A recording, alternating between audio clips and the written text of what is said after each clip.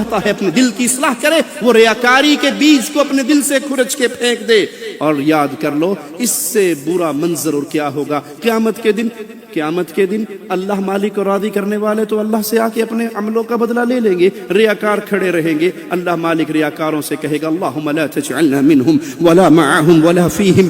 جاؤ جن کو راضی کرنے کے لیے دنیا میں عمل کیا کرتے تھے ان سے جا کے اپنے عملوں کا بدلہ لے لو. تمہارے رب کے پاس تمہارے عملوں کا کچھ نہیں ہے. مسجد میں پنکھا لگوا کے نام لکھوانے والوں، چھوٹی چھوٹی نیکیوں کو دنیا کے اندر مشہور کرنے والوں. ایک دور تھا کوئی اللہ والا، کوئی نیک عالم، کوئی شخص، کوئی بزرگ آتا تو لوگ جا کے اس سے ہاتھ ملاتے. کیوں؟ کیونکہ جائز ہے حدیث میں زندہ ولی سے دعا کروانا، زندہ نیک آدمی سے. میں آپ کے بارے میں تصور کرتا ہوں آپ نیک ہیں، آپ میرے بارے میں کرتے ہوں گے. میرے اندر کے گناہوں کو میں ہی جانتا ہوں. اللہ ہم سب کے گناہوں کو معاف بھی فرمائے اور دنیا آخرت میں پردے بھی ڈال دے.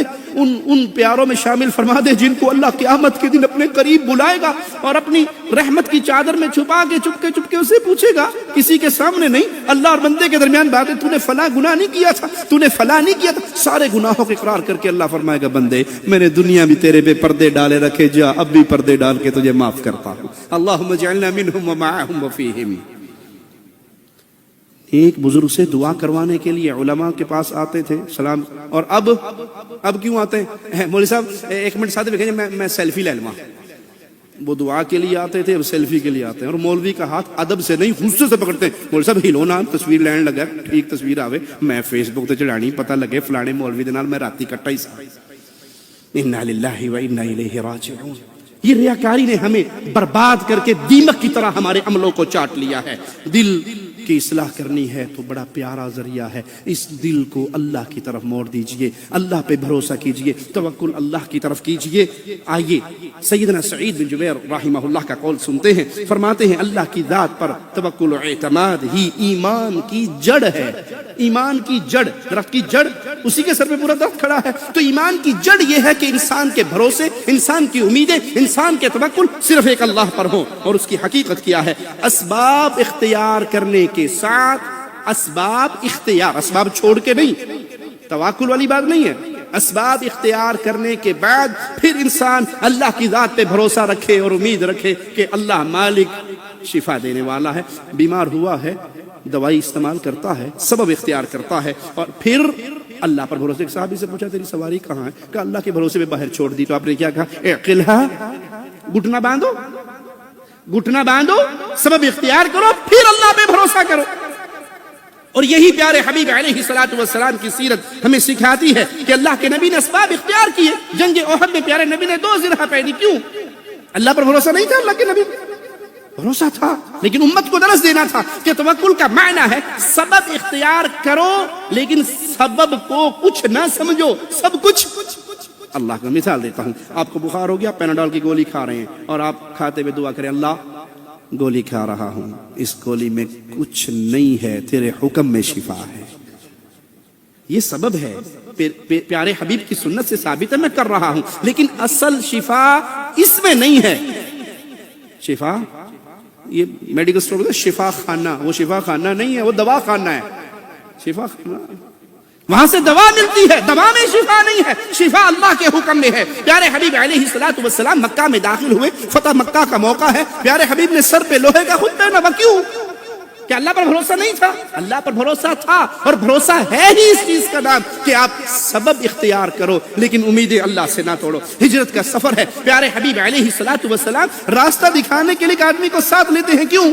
کہ آپ کو اللہ پر بھروسہ نہیں تھا لیکن امت کو درس دینا تھا کہ یہ سبب اختیار کر کے. اور یہاں پہ ایک اور بات سمجھ آتی ہے، وہ جو کہتے ہیں جی اللہ کے نبی صلی اللہ علیہ وسلم کو علم غیب تھا تو سفر میں راستہ دکھانے والا بندہ کیوں لیا؟ علم غیب تھا تو راستہ دکھانے والا کیوں لیا؟ یہ سبب اختیار کر کے امت کو درس دیا. نکلے کس ٹائم؟ جب لوگ سو رہے ہیں. راستہ کون سا اختیار کیا؟ جو غیر معروف ہے.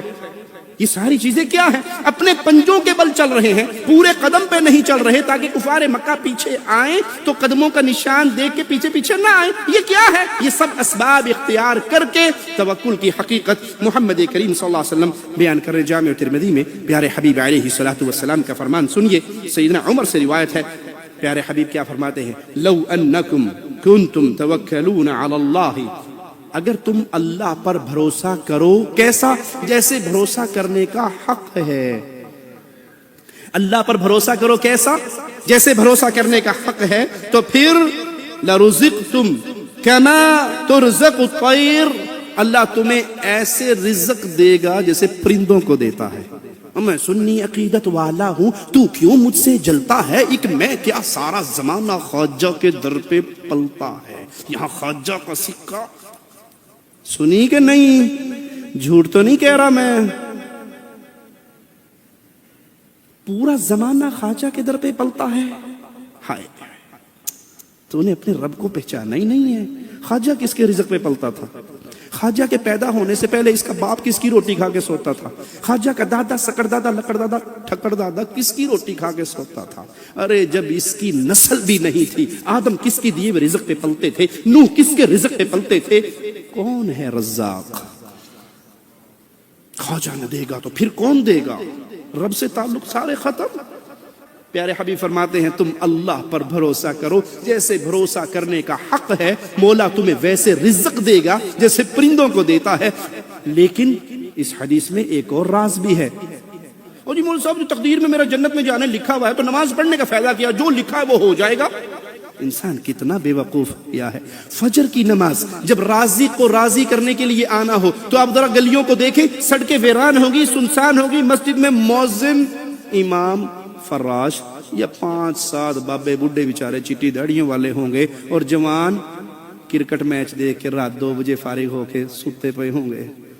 جب رازق کو راضی کرنا ہو تو دنیا ویران ہے، اور جب 8 بجے رزق کی تلاش کے لیے نکلنا ہو تو 15 منٹ لیٹ ہو گیا، آج شارجہ پہنچنا ڈیوٹی ٹائم پہ مشکل ہے، گاڑیوں کا رش اتنا ہے، رزق کی تلاش میں دوڑتے ہو، رازق کو یاد کرنے کے لیے نہیں نکلتے۔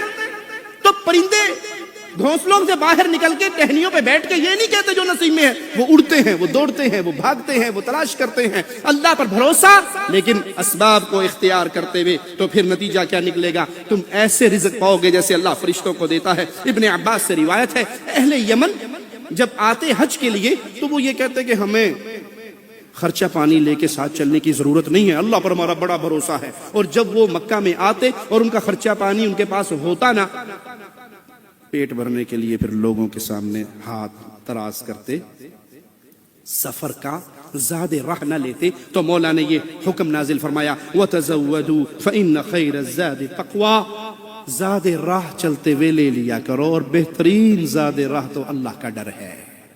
اسباب اختیار کرنے کا حکم ہمیں دیا گیا۔ اللہ کی ذات پہ توکل کرنا واجب ہی نہیں، واجبات کی فہرست میں بہت عظیم عمل ہے۔ وَعَلَى اللَّهِ فَتَوَكَّلُوا إِن كُنتُم مُؤْمِنِينَ، ایمان کی شرط گردان دیا گیا ہے اس کو کہ اللہ پر بھروسے کرو، اللہ سے امیدیں لگاؤ، اللہ پر توکل کرو اگر تم مومن ہو۔ اور جب دل شرک کی بیماری سے اٹا ہوا ہو، بھرا ہوا ہو، تو پھر یاد کر لیجئے اس دل کی ہلاکت کو پھر کون اس سے بچائے گا؟ وہ دل بربادی کے راستے پہ چل رہا ہے۔ اللہ پر بھروسہ نہیں ہے، لیکن پیر بابا کی پھونک پہ بڑا بھروسہ ہے۔ پیر بابا جلالی ہو تو اس کی گالیوں پہ، بابا جی نے گال کٹ دی، ساڈا کام بن گیا۔ پیر جی نے دھنکے شاہ نے سوٹا مار دیا تو بس وزارت کھری ہے، اب نہیں کوئی۔ بابا جی نے پتھر پہن کے، جی آپ نہیں سمجھتے جب سے بابا جی کے مزار سے یہ انگوٹھی لے کے پہنی، سوکڑا مک گیا، بواسیر ختم ہوگی، فلاں بیماری ختم۔ امام ضامن باندھ لیا، امام ضامن باندھنے کے بعد اب مولا علی کا ملنگ بن گیا ہوں، اب مجھے کوئی کچھ نہیں کر سکتا۔ ارے جو اللہ کی طرف سے مصیبت آئے اس پہ کوئی روک، اور اللہ نہ مصیبت ڈالنا چاہے تو کوئی ڈال نہیں سکتا۔ اللہ پر بھروسہ کیجئے۔ اچھا کیوں؟ کسی اور پہ کیوں نہ کروں؟ صرف اللہ پہ ہی بھروسہ کیوں مولانا صاحب؟ بابا جی کے مزار پہ کیوں نہ کروں؟ قبر پہ کیوں نہ کروں؟ پتھر پہ کیوں نہ کروں؟ مندر پہ کیوں نہ کروں؟ مورتی پہ کیوں نہ کروں؟ جواب میں نہیں، کلام الہی دے رہا ہے، آؤ سنو۔ اللہ پر بھروسہ کیوں ہو؟ وَتَوَكَّلْ عَلَى الْحَيِّ الَّذِي لَا يَمُوتُ، اس اللہ پر بھروسہ کرو جسے موت نہیں آنی۔ انبیاء کو موت آئی، اولیاء کو آئی، پیاروں کو آئی، نیکوں کو آئی، بزرگوں کو آئی، چھوٹوں کو آئی، بڑوں کو آئی۔ ایک وہ ہے جس کو موت نہیں آنی، اور وہ ذات صرف ایک اللہ کی ذات ہے۔ اس اللہ پر بھروسہ کیجئے۔ پیارے نبی صلی اللہ علیہ وسلم اور آپ کے صحابہ کی زندگی ہمارے لیے کھولا ہوا کھلا ہوا آوازہ ہے، کھلی ہوئی کتاب ہے، احد کا میدان اپنے سامنے رکھیے.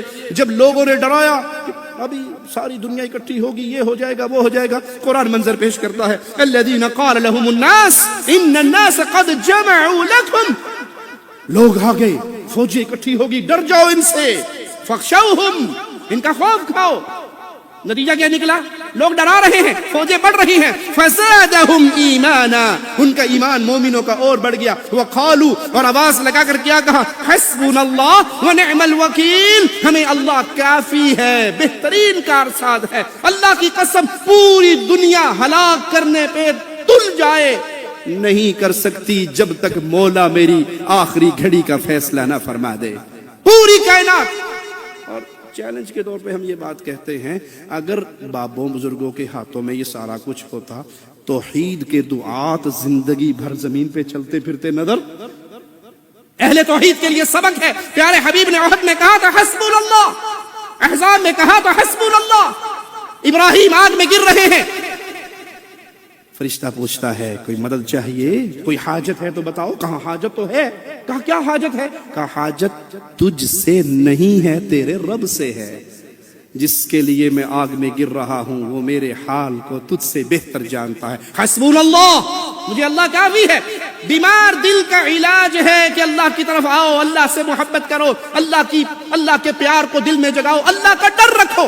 اللہ کا ڈر، دل میں ایسا ڈر کسی اور کا نہیں ہو سکتا جو اللہ کا ہوگا. کیا آپ بندوق تان کے میرے سر پہ کھڑے ہو تو ظاہری اسباب کے تحت مجھے آپ سے ڈر لگے گا، آپ گولی مار سکتے ہو، لیکن جہاں ما فوق الاسباب کا ذکر ہو تو اللہ کے علاوہ کوئی کچھ کر نہیں. جی اس بابا جی کی درگاہ میں اگر چندہ نہ ڈالا تو یہ چلتے ہوئے گولی مار دے گا، یہ معاملہ ختم کر دے گا، تو یہ سب جھوٹ ہے. ڈر صرف اللہ کا رکھیے. کیسے؟ عمر کہتے ہیں گزر رہے ہیں، ماں کہہ رہی ہے پانی ملا دے دودھ میں، جواب ملتا ہے عمر نے منع کیا ہے. کہ عمر دیکھ رہا ہے، کہ عمر نہ دیکھے، عمر کا رب تو دیکھ رہا ہے. یہ اللہ کا ڈر ہے. وہ گوالے کی بیٹی عمر کی بہو بن گئی رضی اللہ عنہ وارضہ. اللہ سے دعا ہے اللہ ہماری خطاؤں کو معاف فرمائے.